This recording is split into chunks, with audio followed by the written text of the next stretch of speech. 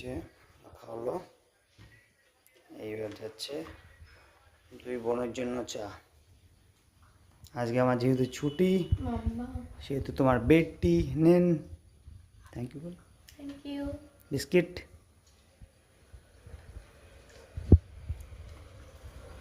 Madam আপনার চা। নেই তো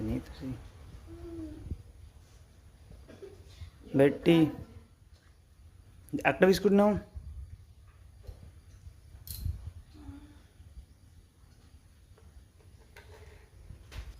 পূজা বলছে বেডে না বসে খেলে হয়, ওই জন্য চেয়ার থেকে উঠে এসে বেডে বসলো।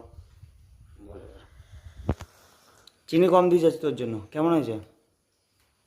সকাল সকাল দারুণ লাগছে বেডটি খেতে। বাও।